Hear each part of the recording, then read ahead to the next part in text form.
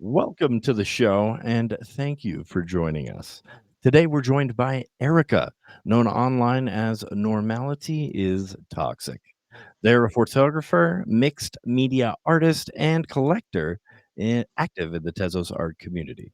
Erika's work blends analog and digital approaches, often digging into themes of feminism, personal expression, and the human experience. They've shown art at Art Basel, collaborated on projects like Reconquest 2, and have been a strong advocate for valuing art fairly in the Tezos space. We'll talk about their journey, their work, and their perspective on the community. Welcome to Tez Talks, Erica, and thank you for being here. In your self portrait, Show No Mercy, you staged this intense scene, three versions of you in black outfits on the ground, and another version in a red ski mask and skirt standing over them with a bat.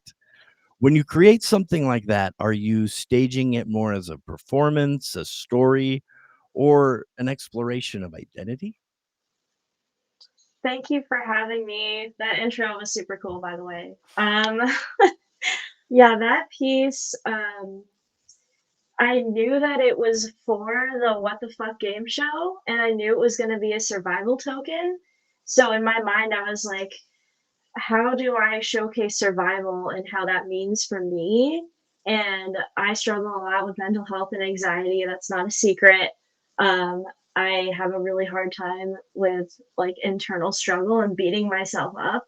So I thought, let's literally show me beating myself up and conquering all of that in one photo. And when I was there on that at that location, I like set up my camera. It was at a skate park. These dudes were just skating around and I just like did the thing and changed clothes and everything and just did it all there. And it was really fun. Do you think of those figures as different sides of you or just characters in this story? I kind of think about that piece as like the Matrix with all of the Mr. Andersons, or not Mr. Anderson. Oh my God. You know what I'm talking Well, about? Agent Smith, I believe, is who Agent you're Smith, referring to. yes. It's like Agent Smith, like copies of the self that I don't like. They're not really individual, but yeah, that's kind of what I was getting at with that. So, what was probably the hardest part of pulling that off solo? Was it the timing, the posing, the logistics? I was actually sick when I did that. Wow. Yeah, I was not feeling well, and that was pretty hard. And I had the patience of a saint with myself, just trying to get it all together, laying around in the dirt, and it was a gross space. Like doing the shoot itself was the hardest part, just being sick and trying to manage everything by myself. And then the editing part was actually the fun part, which sometimes, or well, for the most part, the reverse.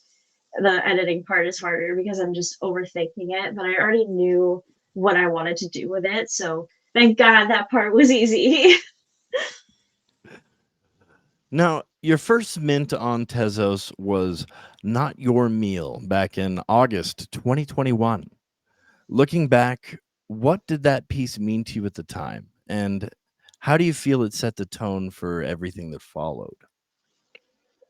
Yeah, Not Your Meal wasn't, it was an older piece that I minted like long after its creation, essentially. And that was kind of how I wanted to jump into the space with my best collage work and just to kind of introduce who I am in my little collagey, quirky way. Um, that one, I I was love it, by the thinking, way.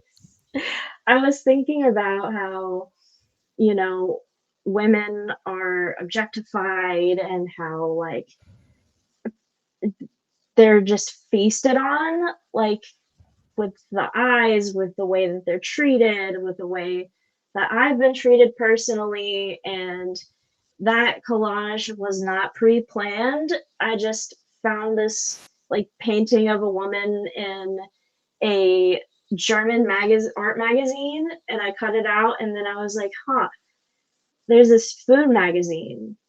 All right, let's see where this goes. And then I found a knife, and yeah, there you go. She was born. So you've been around since the Hic et Nunc days. I mean, we're talking those janky and fun early Tezos moments. What do Yes. you miss most from that time? And what do you think we've gained since then?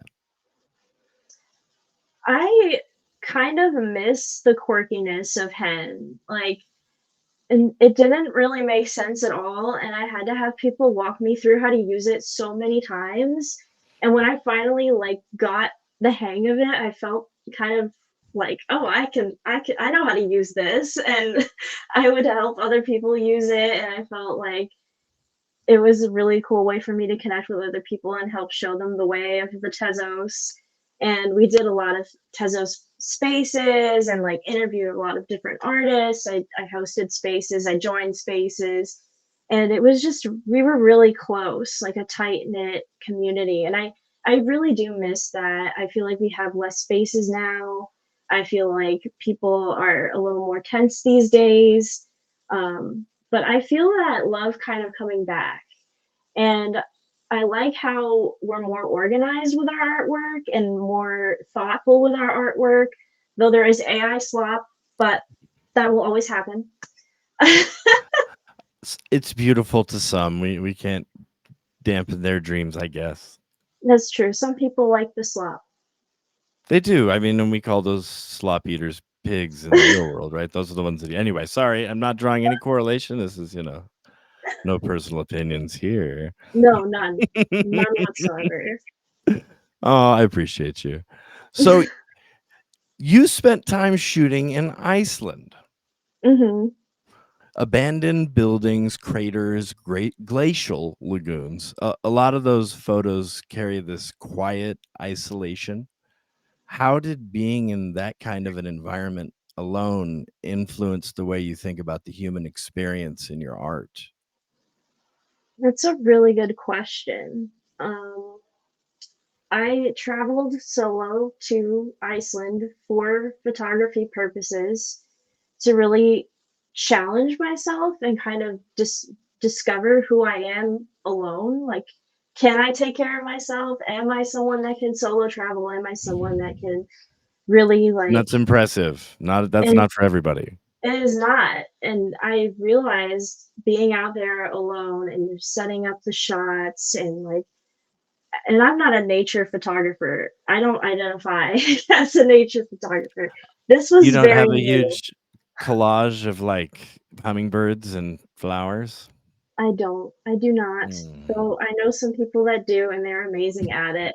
Um, shout out to Beth and to Hmm. Laura. I love them. Yes. Um, anyway, I digress. Um, yeah, I really challenged myself to open my mind more to nature and just be more immersed into what that world is like. And I really feel more connected to myself. And I think that in the artwork after that, I've really been passionate about being more and more expressive and challenging myself more.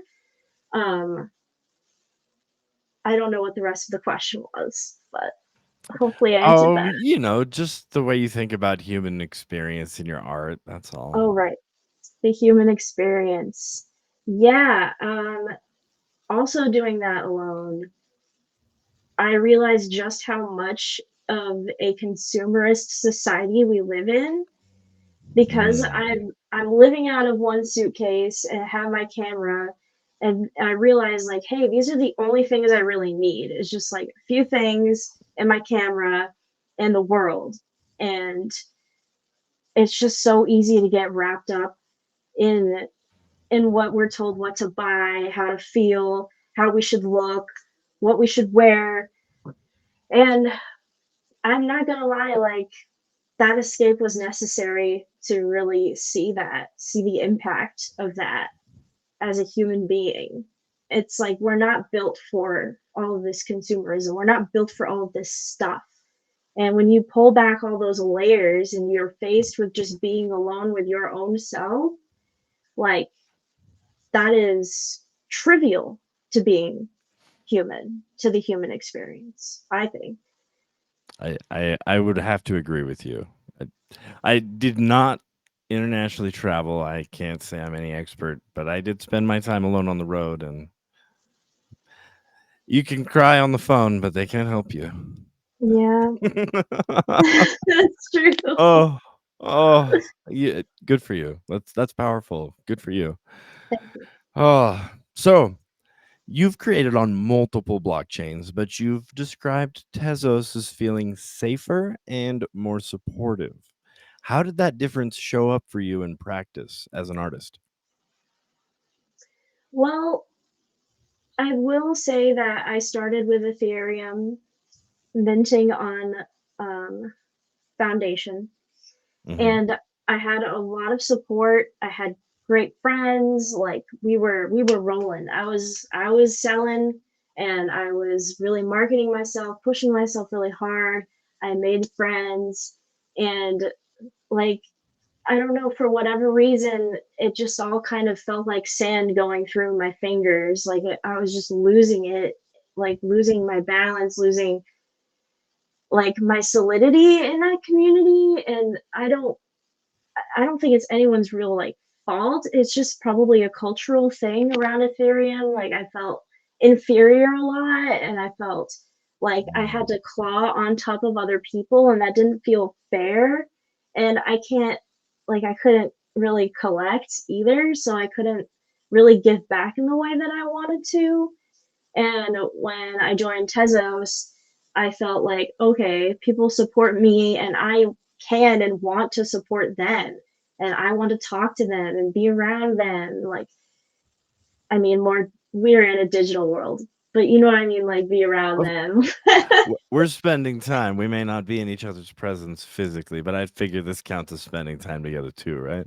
Yes, a lot of spending time together, the group chats, like, and I just felt like I could just really be me and mint whatever, like a collage, a photo, like, it didn't matter. And it didn't matter where it was in the organizational sense of things. Like, I didn't have to feel this need to separate everything and put my art in so many different places. Like, I could just be me, put my art up, hang out, buy art, boom, easy. That sounds like the life. I love that life. Yeah, it's great. So, your Reconquest 2 project pulled together 14 women and femme artists to take on toxic patriarchy directly. What did collaboration on something that heavy actually look like in practice? So there is a one and a two that I organized with Morale. Um, she's amazing, by the way. She's from Germany. And um, organizing that, it it started off as like, oh, okay, we want to do a parody of like work that is pushing out the male gaze and the like patriarchal agenda on women's bodies in the form of photography. So we did self portraits that were parodying already existing art. I chose an artist that was in the NFT space, and he was not happy, which is great for me. That's the response that I want. I want people to learn. I want the conversation to start. I want people to think. And it was successful. And the women that joined me, a lot of them were hesitant, I think, to pick people that were already existing. So some of them picked um, like photos and imagery from the 50s and 60s and things like that, which is awesome. I am so glad that they could find something to participate with. And then the second project, we tackled like how the patriarchy like impacts us. And that one generated more participation because it was more broad, I would say. Um, Easier to come up with ideas for that. Still very, very delicate, a very hard thing to express. And I'm so proud of all of the people that participated in this project and just came out and did some very vulnerable work. Regardless of selling, it's powerful, vulnerable work. And it just blew my mind that these people wanted to be part of something that I'm passionate about and something that women and femme globally are passionate about and can resonate with. Um, but this project also taught me that I really should have more diversity and have more open, like, mediums and be open to more mediums, not just photography. So I want to do a third collection and open all the doors. And I want to work on the theme of resilience and not have such a cloud because, yes, we live in a very hard world and there is a cloud and we are not happy, we're angry, we're furious, but there's this, like, seed of and bud of resilience within all of us, and we face every single day despite all the things that we're angry about, and that's what I want to express in this next collection. Now, when you layer analog collage with digital elements like drawing flames over a portrait, what do you feel these combinations allow you to express that might not come through in a single medium alone? I I like to do the analog or the physical, and then I'll think something's missing. Like I need to add more to it, but I don't want to add it on there physically. I need to see what it looks like digitally. So if I don't like it, I can erase it. Um, I like that. with with the flame portrait that was at Art Basel, that was photography that I was just experimenting with and didn't know what to do, for example. So I was on a plane flying to or from Maine to Washington, and I was just like, you know what? These flames and this, like, energy of well, this piece was oh my gosh, what was that called? I'm all, like, all over the place mentally. But I am my own god is what it's called, right? I remember things. Doing great. Doing great. So I was thinking of, like, how I hold myself up and how I dictate my own path in life when I was drawing that photo. So something that was experimental can completely change meaning as I go. It's very organic. Almost never pre-plan things unless I need a reference and I'm thinking about something I need to put down on paper, which rarely happens. I just kind of let it come out and be what it wants to be, essentially. That's fantastic.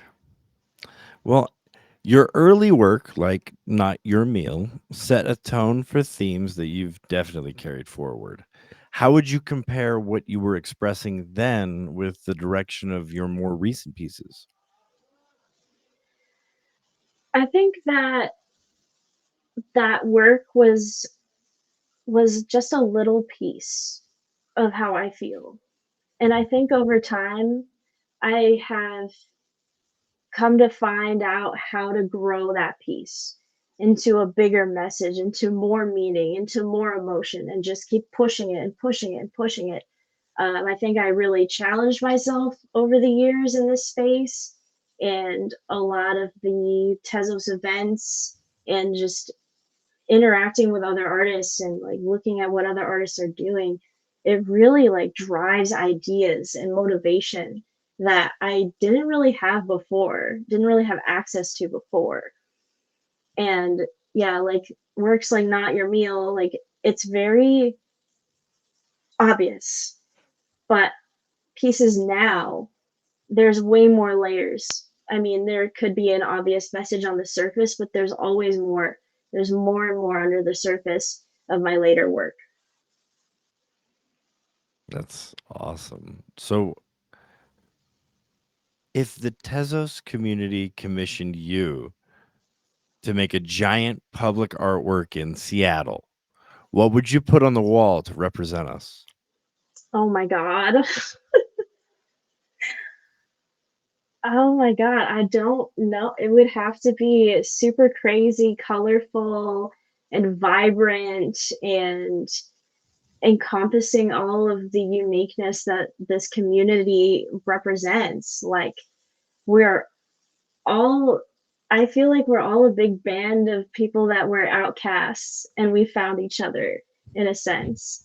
Like, I definitely was an outcast growing up. I didn't really have a lot of friends, and being so like welcomed like this needs to be like, this is us. We're fucking weird, and we're we're colorful, we're bright, we're fluid, we're moving and evolving, something that's evolving. I wouldn't know exactly what, but yeah, it would have to be something that's growing and super organic. I keep thinking about that. I'd love to see it.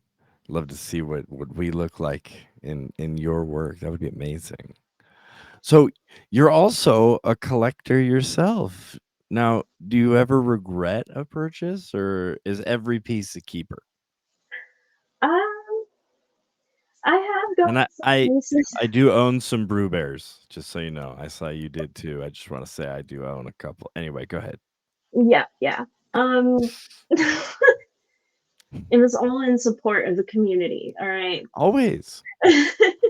But yeah, there are some pieces I'll look back and just be like, I don't really like vibe with this anymore. Not that it's bad art, but I just don't resonate with it anymore, or it was a short term purchase. We definitely get dumped free stuff.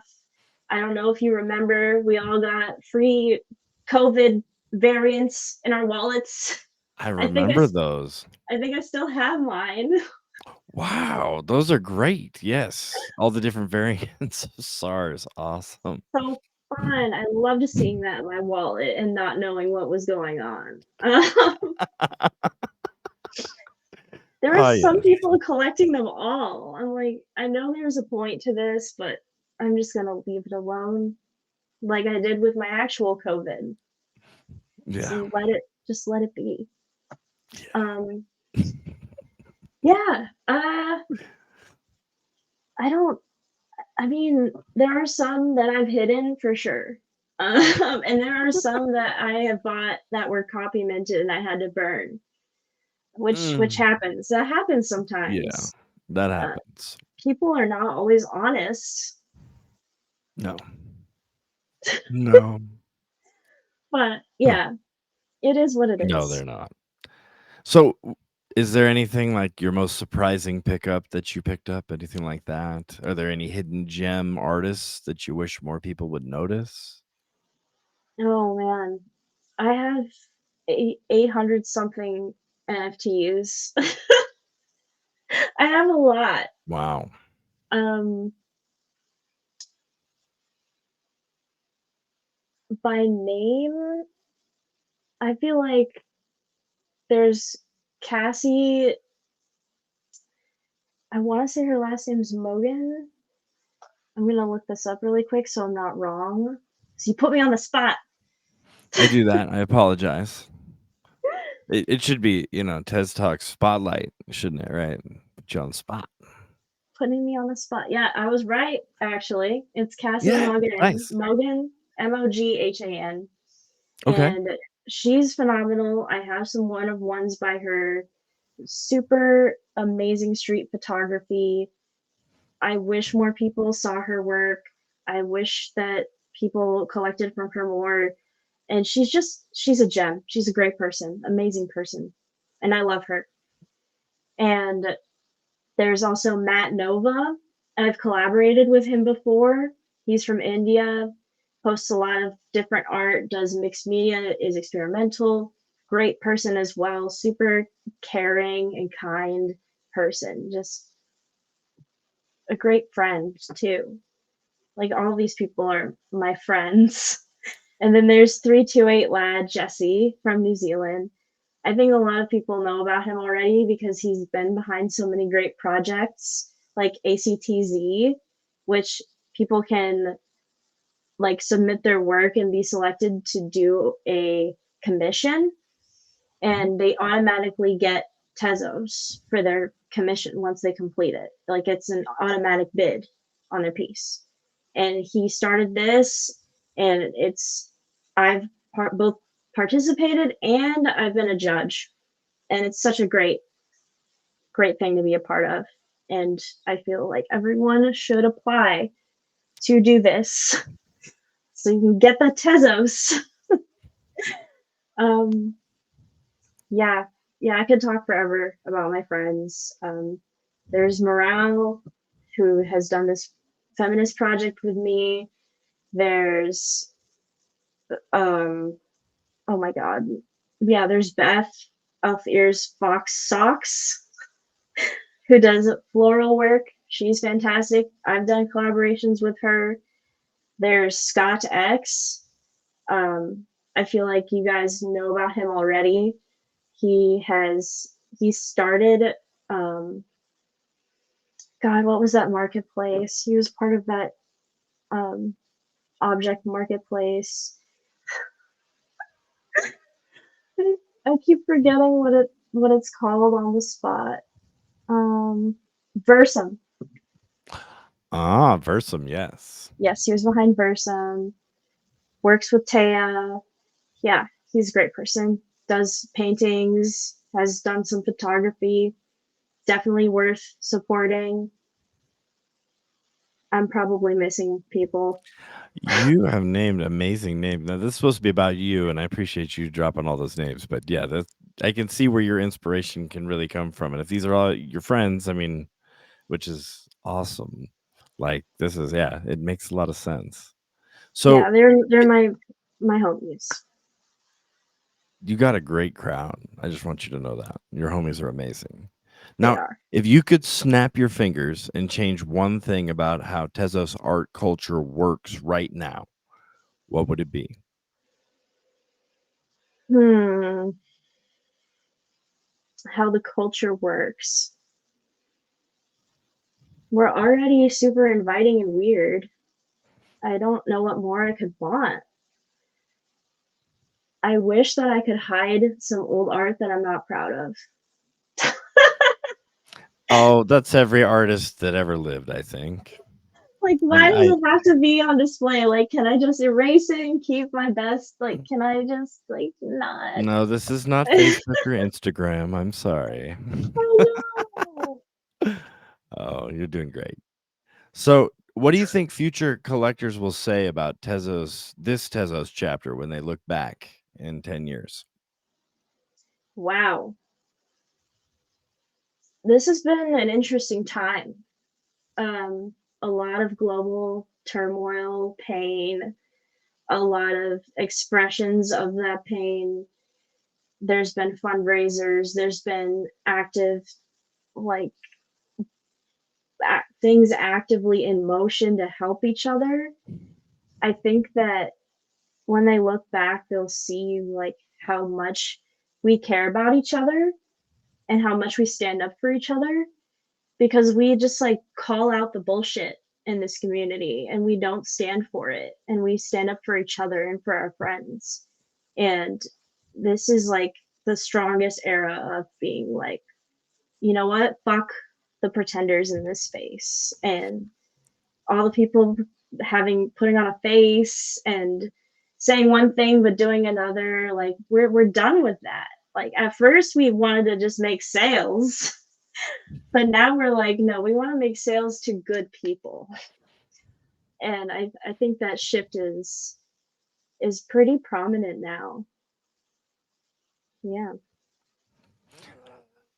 What's one question you wish people would ask you about your art but never do? Hmm.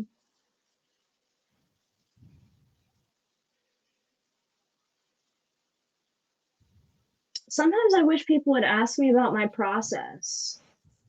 I feel like sometimes they just they don't really see how much goes into my work, and they don't see that there are layers to it, like a scanned analog collage. And I try to describe, but I would love to be asked more about it. Like, what's in this collage? And I could tell you, like, I used an old film strip from this and this thing, and then I used this piece from this magazine. Like, I can tell you where parts of my collages came from, and I can tell you if they meant anything to me or not, or if it's just a hodgepodge of whatever. But it'd be really cool to be asked about, like, what materials were used, how did this come about? Like, that would be awesome.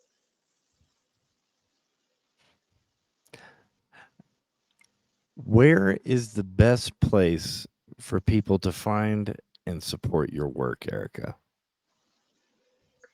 The best place would be objects. I have art up on other chains, of course, but object is where all my best pieces are at, my favorite pieces.